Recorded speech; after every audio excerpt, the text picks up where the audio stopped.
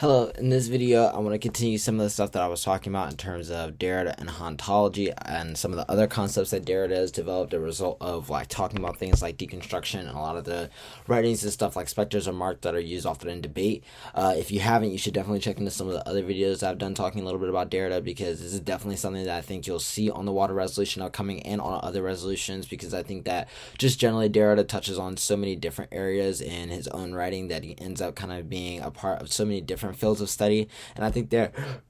are a lot of ways that different literature bases have really taken up his work in really critical ways, and I think that being able to understand like what just some of the base kind of arguments are and how they're being made and what they would look like, I think can also kind of creatively expand the ideas that you could have for what you could be doing on the negative and the affirmative, but also expand the way in which you think about answering arguments from this type of vein of arguments. And I think a lot of the questions that Derrida is really asking in terms of the relationship between text and meaning, and a lot of the questions that Derrida is asking about the relationship that like absolute meaning has as a whole to just like our reality or the way that we think about and perceive reality, I think it's something that kind of like kickstarts a lot of different conversations that usually happen when people are really trying to talk about post-structuralism and postmodernity or as a whole. And so in this video, I just want to continue the kind of stuff that we were talking about before in terms of how to go for this as a negative strategy versus policy teams and what I think the best version of it is. In the last video, I did a little bit of just talking about what I thought of some of the pros and cons or strengths and weaknesses of this argument are, and what I thought maybe some of the key focus areas were in terms of like what you should do in order to like make this argument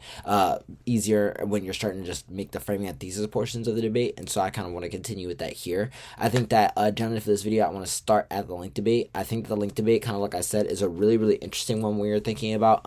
Derrida, because I think that at one level your links aren't very diverse, because a lot of the arguments that you can be made are kind of all, especially in the context of reading something closer to like a hauntology criticism, would all be in the context of like the idea of just like the ghosts that kind of haunt the affirmative. But I do think that although that sounds really shallow and kind of like like it doesn't give you a lot of options, I do think that although your arguments can be framed about that, there are a lot of ways in which the affirmative can be haunted, and different communities can haunt the affirmative. And I think that really opening yourself up to your hauntology argument as a critique of liberalism and as a critique of the way in which we think about the particularly like slippery slope between debate and like fiat, and the way it makes us kind of seduce, and it's the way it seduces us into liberalism. There are interesting ways in which you can frame the relationship the debate has to debate and ghosts, the way that the resolution has to ghosts, the way that the 1AC in a plan text but being read in debate has to ghosts, and then that still hasn't even entered into the specifics of the 1AC's actual policy, which is always kind of contextualized by further history. And so I think that being able to think about ways that you can really open up the link debate to think about different vantage points from how the different presences in past kind of accumulate to create the way in which we're kind of like interpreting and understanding the present that we currently live in. I think that there are a lot of different types of diversing arguments that you can really make in order to make this strategy really pop. And I think that it's really important for you to kind of like hammer out before the debate, kind of like where do you really want to center the debate in terms of, is it easier to win like the literal effects of the 1AC that are haunted, or just the way in which the 1AC kind of presents its relationship to the debate. I think that either can be good, because I think that if you're listening to the last video that I did, there's already this kind of like framing question about just how the 1AC is relating to like the spectral presence that is kind of like existent in relationship to the speech act of the 1AC. And so I think there's definitely a basis set up for you to have a lot of flexibility in terms of what you can do. But I also think there are a lot of ways in which you can kind of like mess this up if you only think about the spectral presence of like one particular way of how you should orient or think about the basis for where like ghosts come from, even if you're only talking about one particular community and the way in which they ghosts haunt, you know, history as you know it, whether you're talking about like anti-blackness, settler colonialism, etc. Being able to just speak to how those things make institutions from like debate and contextualize the moment that we're in, while also contextualizing the politics that the AF is forwarding, I think is just infinitely helpful in these types of scenarios in terms of making the criticism feel like it's doing a lot more power in terms of really I think getting to the nitty gritty of the AF at a variety of levels and really contesting it methodologically as we go on throughout the rest of the debate. I think that when you're thinking about something like the permutation form of the debate, this is the place where I can see this critique definitely having an issue, because I think that the kind of lack of a really strong anti-state or like anti-liberalism push from a team that isn't really like putting Derrida's work into any other critical base and is just like reading straight Derrida can find it really hard to win why the kind of like arguments that are being made about like the way in which the past relates relates to how the future is kind of contextualized mean that there's a predetermination of the future. And I think that that is kind of like what I was saying before in the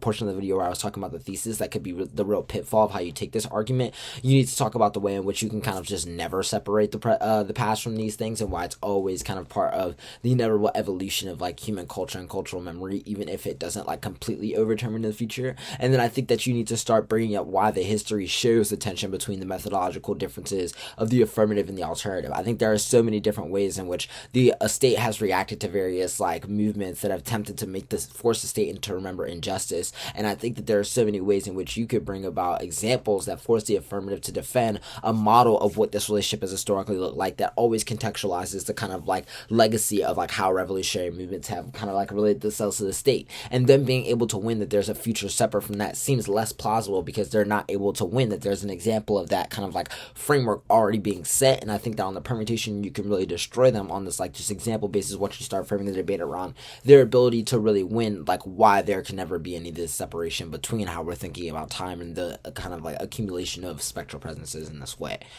Additionally, I think that when you're trying to figure out how you should be doing like something closer to impact comparison in this debate, I really think it's a question of framing the argument not always as like who is going to die, but maybe who do we live for, or like what is the purpose of how we live in the name of those that are inevitably sacrificed. And it's just be like, the question of the app isn't does everyone live or does everyone die. It's like, do some people continue to die while everyone lives, or like does everyone die, right? Or I think that really asking and changing the question of like the presence of like how people that have already passed still serve and how they should serve in our calculus can really mess up the impact comparison that a team wants to do. The idea that we should not have to live as like partly acknowledging the kind of like historical nature of various types of historical violences and things that are happening throughout the time of human history seems just like extremely hard to push, and I think extremely hard to make as like a political way of viewing the world. And I think there are so many indicts of that as a political strategy. And so I think that when you can kind of like push them into having to defend that, or having to win that there is a kind of necessity to evaluating the way in which ghosts affect who is targeted and how they are killed in the status quo,